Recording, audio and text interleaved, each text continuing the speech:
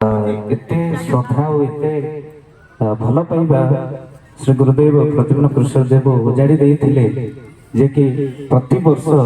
मुझे निमंत्रण खोजे ना आपे आपे आसी पहुंची जाए। आज समस्त कार्यक्रम कैंसिल कहीं पूर्ण रूपे रही चाहे बाबा को सेमती दर्शन करने चाहे गुरुंकर कृपा ही केवल आउ प्रकृत बाबा श्रद्धा भल पाइबा जी पाइचे से निश्चिंत भाव में झुरी हुई। तेणु आज किसी प्रवचन कार्यक्रम नुहे केवल ये कहबी सेमती गुरुंकर कृपा आम उपर रही था और विशेष भाव में समस्त से कृपा उजाड़ी देती आपण मान टाणी होकर आसछन्ति कहीं बिना कृपारे स्थान को कई आसीपारे ना। तेणु आपण से कृपा गुरुदेव निहाती भाव में उजाड़ी देते आप सन्धारे आसी पहुंची विशेष भाव में सबू कथारे मु गोटे कथा अनुभव कर जानी प्रकृत अष्टमी तिथि जी जन्म नियंती से अन्य को आकर्षण करते एमती एक अष्टमी तिथि थिला जो अष्टमी तिथि भगवान कृष्ण जन्म होते भाद्रव कृष्ण अष्टमी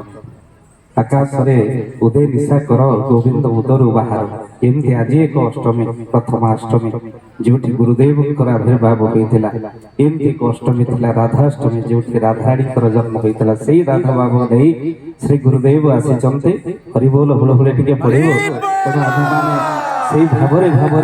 गुरुदेव को कोटि प्रणाम करवा आ निश्चित भाव में अनुभव कर जाने समस्त मनुष्य साधु सत ज्ञानी गुड़ी मान को प्रणाम करुचे कहीं से भाव में आपण मैंने चली आसी आ प्रकृत आदि शंकराचार्य जो एक शिष्य जो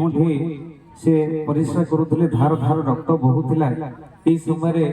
जड़े शिष्य कहले कहले अरे आम दुख टे गुरुदेव को कहून। तेणु शिष्य गोटे कथा कहला कहले गुरु कहले मो दुख तो गुरु नहीं जीवे ना तेणु मु गुरु को दुख देवी कहीं किंतु गुरु जानी पारिथिले आदि शंकराचार्य से